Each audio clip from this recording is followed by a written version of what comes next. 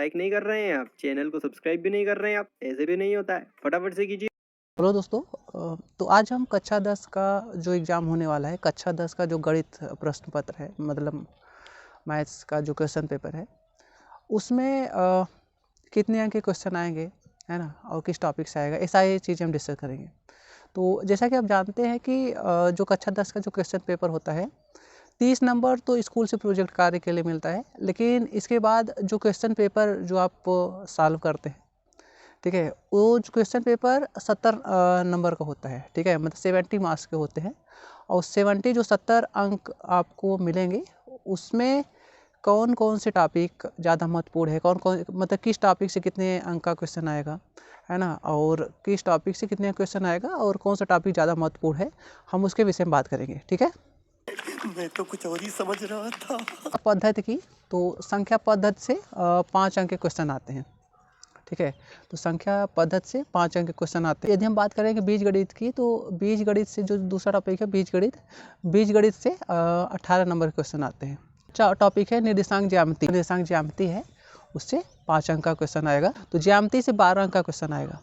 ठीक है, तो त्रिकोणमिति, ठीक है, किसकी बात करेंगे, त्रिकोणमिति, तो त्रिकोणमिति से भी कितने अंक का क्वेश्चन आएगा, 12 अंक का क्वेश्चन आएगा। ठीक है, इसका ध्यान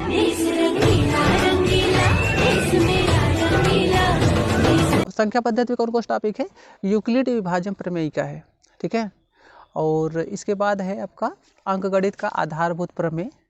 और इसके बाद क्या है कि वो जो अपरिमेय संख्या है, जैसे √2 को आप सिद्ध करिए कि अपरिमेय संख्या है, √3 को आप सिद्ध करिए कि अपरिमेय संख्या है। ठीक है, संख्या है उसे आप दशमलव और शांत दशमलव या तो अशांत दशमलव के पदों में आपको बदलना रहेगा उससे। ठीक है, तो यदि हम बात करें इसका जो यूक्लिड विभाजन प्रमेयिका है ना, और यूक्लिड विभाजन प्रमेयिका और जो शांत मतलब कि आपको परिमेय संख्या दिया रहेगा, उसे आपको शांत या अशांत दशमलव के रूप में बदलना पड़ेगा। तो ये क्वेश्चन क्या होते हैं, बहुविकल्पी में आते हैं।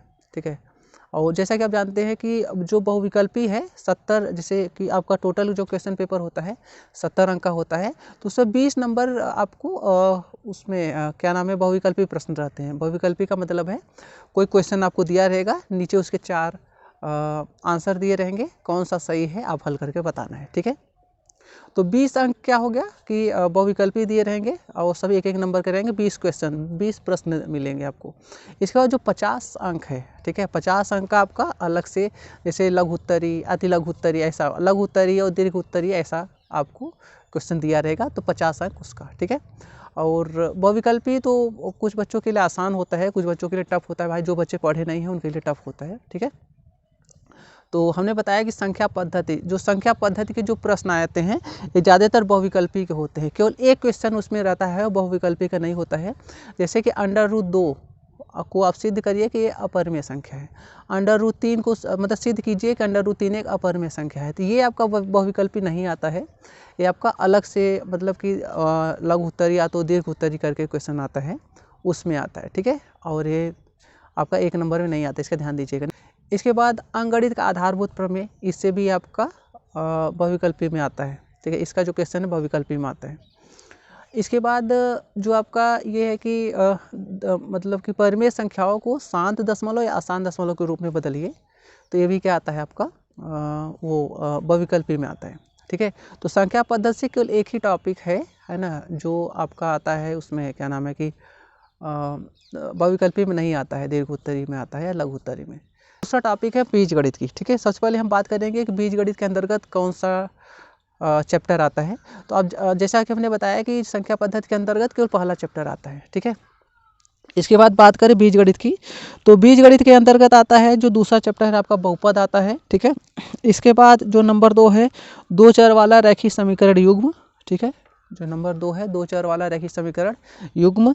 इसके बाद आता है नंबर 3 द्विघात समीकरण, नंबर 4 आपका समांतर श्रेणी। ठीक है, तो बीजगणित के अंतर्गत 4 चैप्टर आते हैं, बीजगणित के अंतर्गत 4 चैप्टर आते हैं। पहला है बहुपद है, दूसरा है 2 चर वाला रैखिक समीकरण युग्म। ठीक है, नंबर 3 है द्विघात समीकरण और नंबर 4 समांतर श्रेणी।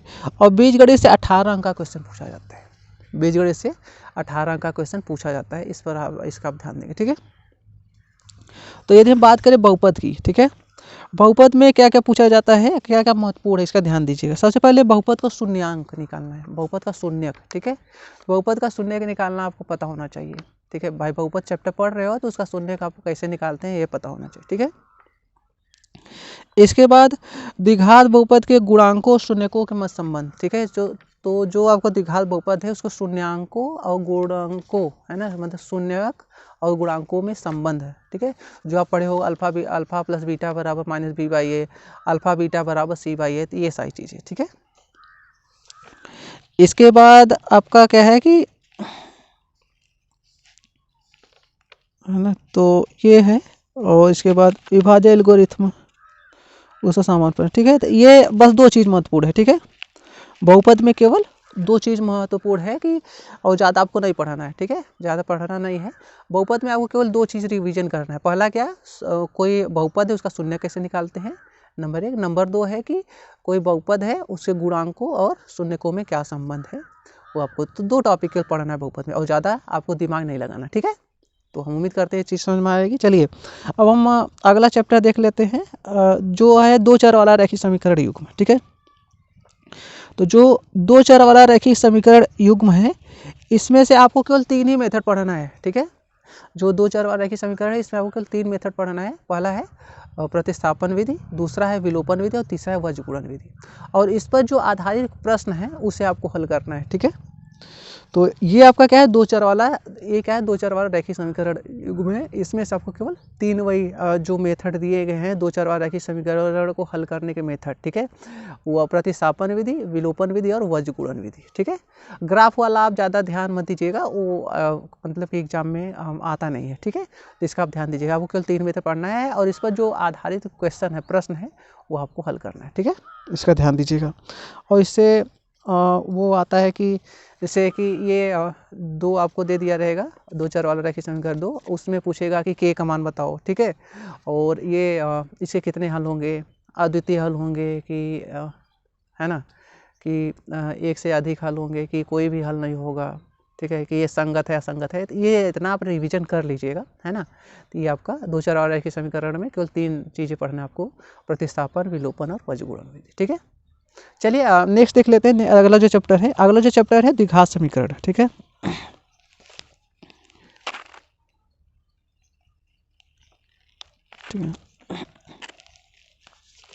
ठीक है, तो आपको जो अगला चैप्टर है द्विघात समीकरण, इसमें आपको पढ़ना ये है कि ये कि कोई द्विघात समीकरण है उसका शून्य कैसे निकालते हैं, मतलब कि मूल कैसे निकालते हैं, शून्य नहीं मूल, ठीक है। द्विघात समीकरण का मूल कैसे निकालते हैं तो इसके 3 मेथड है। कितने मेथड है, 3 मेथड है। पहला है गुणनखंड विधि से, ठीक है। द्विघात समीकरण के जो मूल निकालने के 3 मेथड है। पहला है गुणनखंड विधि से, ठीक है। दूसरा है द्विघात सूत्रों का प्रयोग करके, जिसे आप सिद्धराचार्य का सूत्र भी कहते हैं, ठीक है। और तीसरा जो मेथड है पूर्ण वर्ग बनाकर, ठीक है। तो पूर्ण वर्ग बनाकर आपको क्या करना है, तो ये 3 मेथड है जो द्विघात समीकरण को हल करेंगे और आप उसका मूल निकालते हो, ठीक है। तो द्विघात समीकरण में यही तीनों मेथड पढ़ना है आपको, ठीक है। कौन कौन से मेथड है, पहला है द्विघात सूत्रों का प्रयोग करके मूल निकालना, नंबर 2 है पूर्ण वर्ग बनाकर मूल निकालना, है ना, और जो नंबर 3 है वो है गुणनखंड विधि से मूल निकालना, ठीक है।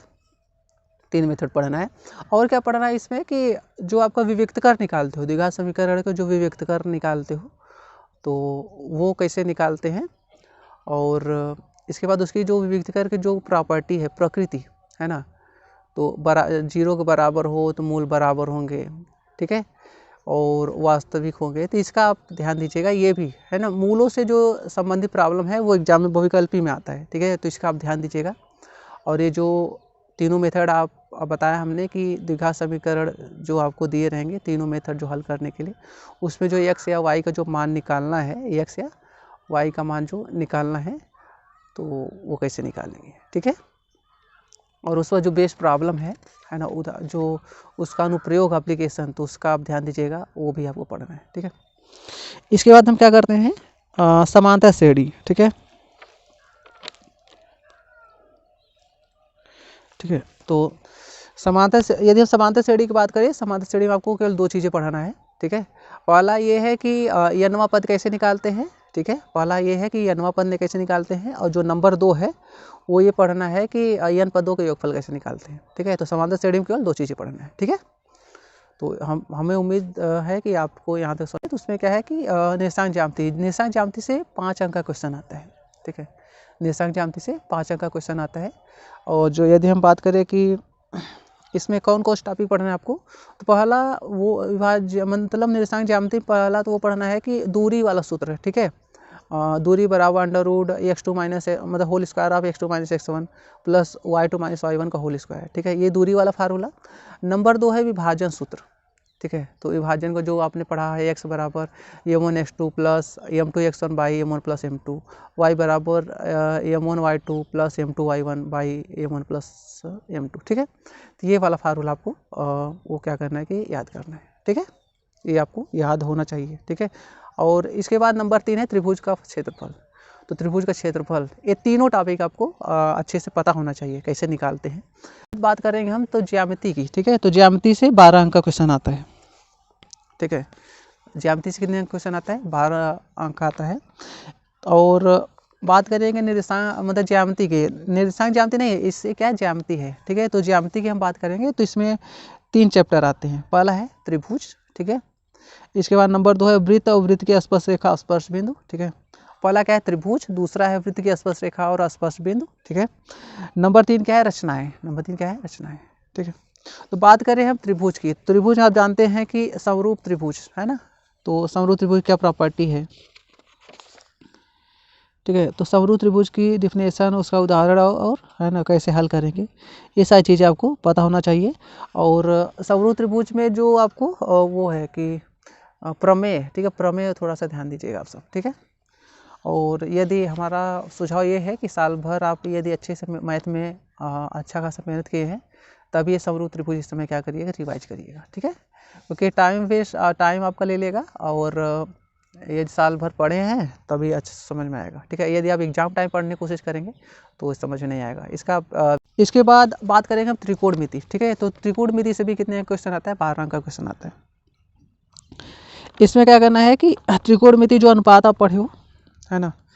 त्रिकोणमिति में 2 चीज़ें आती हैं, है ना।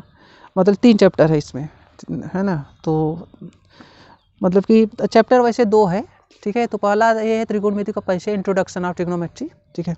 और नंबर 2 है कि ऊंचाई और दूरी, हाइट एंड डिस्टेंस, ठीक है। तो यदि एनसीईआरटी किताब में देखेंगे तो 2 चैप्टर के रूप में 2 चैप्टर विभाजित है, और इससे 12 अंक का क्वेश्चन आता है।